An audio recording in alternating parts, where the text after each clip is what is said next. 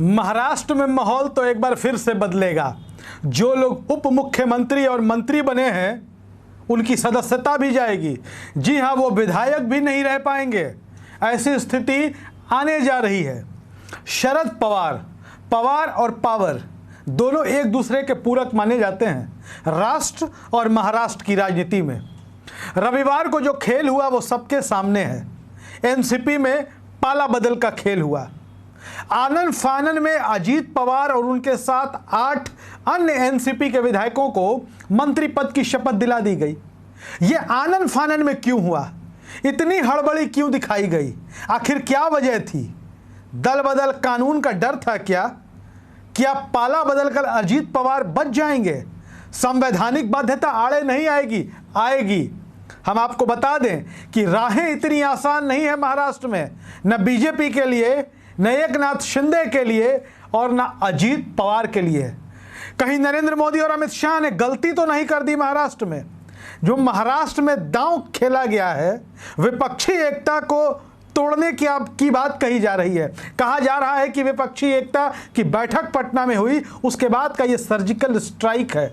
लेकिन यह नहीं भूलना चाहिए, सर्जिकल स्ट्राइक तो दोनों ओर से हो सकता है। अगर इधर से होगा तो जाहिर तौर पर उधर से भी होगा। अब हम ये क्यों कह रहे हैं कि महाराष्ट्र में बाजी फिर पलट सकती है? एकनाथ शिंदे वाली कहानी नहीं होगी यहां पर, क्योंकि एक तरफ शरद पवार है। शरद पवार की राजनीति के बारे में किसी को बताने की जरूरत नहीं है। बेहद घाघ और चतुर राजनीतिज्ञ।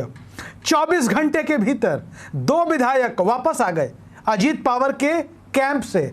वो 2 विधायक जो दिखाई दे रहे थे राजभवन में शपथ ग्रहण समारोह के दौरान।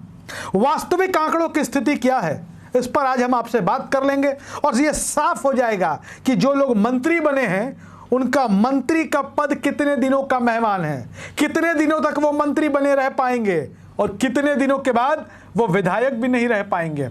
वैसे हम आपको बता दें कि शरद पवार ने अभी अपना गेम प्लान शुरू भी नहीं किया है, लेकिन 2 विधायक, उत्तर कराड़ के विधायक बाला साहेब पाटिल और सतारा के विधायक मकरंद पाटिल, 2 विधायक और 1 सांसद, शिरूर लोकसभा क्षेत्र के सांसद अमोल कोल्हे, वो भी शरद पवार के कैंप में वापस आए। ये सभी नेता अजीत पवार के शपथ ग्रहण समारोह में दिखाई दे रहे थे। अब आपसे हम ये बताना चाहेंगे कि क्यों आखिर इनकी सदस्यता चली जाएगी।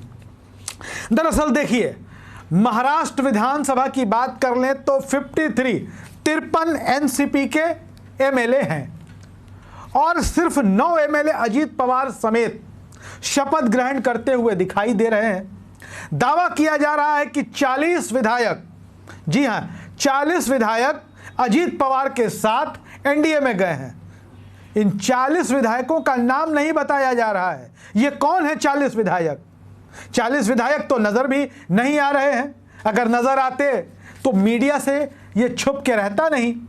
देश की मीडिया तुरंत इस बात को दिखाती कि भाई फला विधायक जो हैं वो एनसीपी के अजीत पवार गुट के साथ चले गए हैं। लेकिन ये 9 मंत्रियों के अलावा किसी का कोई जिक्र नहीं है। और जो लोग दिख भी रहे थे उसमें से 2 विधायक शरद पवार के पास वापस जा चुके हैं। खैर, हम संवैधानिक बाध्यताओं की बात कर लेते हैं। दल बदल कानून, उसकी बात कर लेते हैं।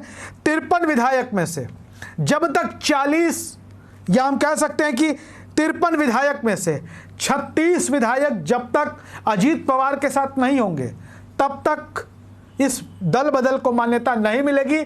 यानी कि यह दल बदल कानून लागू होगा अगर 36 से कम एमएलए होते हैं। और अजीत पवार समेत ये जो 9 विधायक हैं जिन्होंने मंत्री पद की शपथ ली है, उनकी विधायकी भी जाएगी, उनकी विधानसभा की सदस्यता भी जाएगी। 40 का दावा किया जा रहा है, 36 चाहिए, दिखाई दिए 9। सच्चाई कितनी है दावा किया जा रहा है, और दावे की हकीकत क्या है ये तो अजीत पवार जाने और वे विधायक जाने जिनको इधर का उधर होना है। अब स्थिति हम आपको बताते हैं कि शपथ ग्रहण आखिर क्यों करा दिया गया। आनन फानन में रविवार को सूचना आती है कि भाई मंत्रियों का शपथ होने वाला है, अजीत पवार की शपथ ग्रहण करने वाले हैं। क्यों? ताकि जो संख्या पूरी नहीं हो पा रही है 36 की, दूसरे विधायकों पर दबाव बने। लेकिन एक दूसरा सवाल पैदा होता है, बाकी 9 लोग तो मंत्री हो गए, 9 लोग मंत्री हो गए, 40 लोगों का दावा हो रहा है, तो बाकी 31 विधायक करेंगे क्या? और 31 विधायक आखिर क्यों समर्थन देंगे अजीत पवार को और भारतीय जनता पार्टी को? इससे उनका क्या लाभ होना है? ठीक है, जिन पर ईडी के केस चल रहे हैं, इनकम टैक्स के केस चल रहे हैं, भ्रष्टाचार के केस चल रहे हैं, वो बचने बचाने के लिए बीजेपी में चले गए, लेकिन जिन पर केस नहीं है वो किस लिए जाएंगे?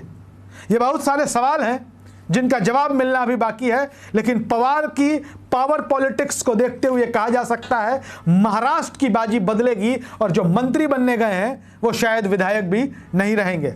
आप क्या सोचते हैं दल बदल कानून को लेकर? कमेंट बॉक्स में जरूर लिखिए। धन्यवाद।